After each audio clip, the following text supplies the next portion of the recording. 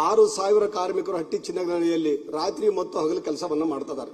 6,000 ವರ್ಕರ್ಸ್ಗಳ ಕಾರ್ಮಿಕರಿಗೆ ಒಂದು ಹೃದಯಘಾತ ಆದಾಗ ಕೂಡ ಎಲ್ಲಿ ಬೇರೆ ಅಲ್ಲಿ 100 ಕಿಲೋಮೀಟರ್ ವ್ಯಾಪ್ತಿಯಲ್ಲಿ ಯಾವ ಆಸ್ಪತ್ರೆಗಳು ಇಲ್ಲ. ಬೆಳಗಾಂ ಆಸ್ಪತ್ರೆಯನ್ನ ಒಂದು ಮರ್ಜ್ ಮಾಡ್ಕೊಂಡಿದ್ದಾರೆ, ಒಂದು ಬೆಂಗಳೂರು ಆಸ್ಪತ್ರೆಯಲ್ಲಿ ಮರ್ಜ್ ಮಾಡ್ಕೊಂಡಿದ್ದಾರೆ. ಏನಾದ್ರೂ ಅಲ್ಲಿ ಹೃದಯಘಾತ ಆದ್ರೆ ಕಾರ್ಮಿಕರಿಗೆ ಒಂದು 100 ಕಿಲೋಮೀಟರ್ ಹೋಗಬೇಕು. ಎಷ್ಟೋ ಜನ 100 ಕಿಲೋಮೀಟರ್ ಪ್ರಯಾಣ ಮಾಡೋದ್ರಲ್ಲೇ ಪ್ರಾಣ ಕಳ್ಕೊಂಡಿದ್ದಾರೆ. ಅಧ್ಯಕ್ಷರೇ, ಇದ್ರ ಸಮಸ್ಯೆ ಹೆಂಗಿದೆ ಅಂದ್ರೆ ಹಟ್ಟಿ ಚಿನ್ನದ ಗಣಿಯಲ್ಲಿ ಕಾರ್ಮಿಕರ ಸಮಸ್ಯೆ ಹೆಂಗಿದೆ ಅಂದ್ರೆ ರಾತ್ರಿ ಆಗಲ್ಲ ಅವರು ಅಂಡರ್ಗ್ರೌಂಡ್ ಅಲ್ಲಿ ಕೆಲಸ ಮಾಡಬೇಕು, ಡೇ ಅಂಡ್ ನೈಟ್. ಮೊನ್ನೆ ಮಹರ್ಷಿ ವಾಲ್ಮೀಕಿ ಅವರ ಶ್ರೀಗಳು ಅಲ್ಲಿ ಪ್ರಸನ್ನಾನಂದಪುರಿ ಮಹರ್ಷಿಗಳಿಗೆ ಹೃದಯಘಾತವಾಯಿತು. ಅದು ಎಲ್ಲೈತಿ ಗೊತ್ತಾ? ಹಟ್ಟಿ ಚಿನ್ನದ ಗಣಿ ಗೆಸ್ಟ್ ಹೌಸ್ ಅಲ್ಲಿ ಆಯ್ತು.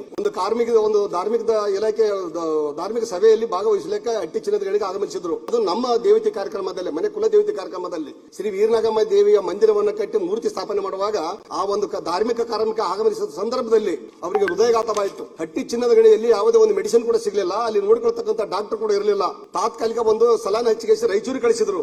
ಇಲ್ಲಿ ಡಾಕ್ಟರ್ ಸಚಿವರು ಹೇಳ್ತಿದ್ದಾರೆ ಅಲ್ಲಿ Rajiv Gandhi multiple special hospital ಇದೆ ಅಂತ.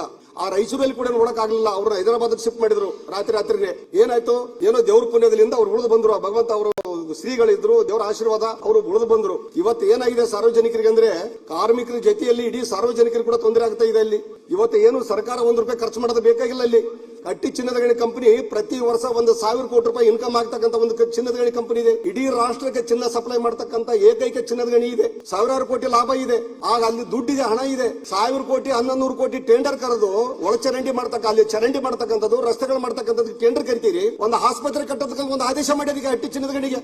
ಸಾವಿರಾರು ಕೋಟಿ ರೂಪಾಯಿ ಖರ್ಚು ಮಾಡಿ ಒಂದು ಹಾಸ್ಪಿಟಲ್ ಕಟ್ಟಿದ್ರೆ ಸಾರ್ವಜನಿಕರಿಗೂ ಒಳ್ಳೇದಾಗುತ್ತೆ, ಕಾರ್ಮಿಕರಿಗೂ ಒಳ್ಳೇದಾಗುತ್ತೆ ಅಂತ ಒಂದು ಅವಶ್ಯಕ ಆದೇಶ ಮಾಡಬೇಕು ಸಚಿವರು. ಇದನ್ನ ಸೀರಿಯಸ್ ಆಗಿ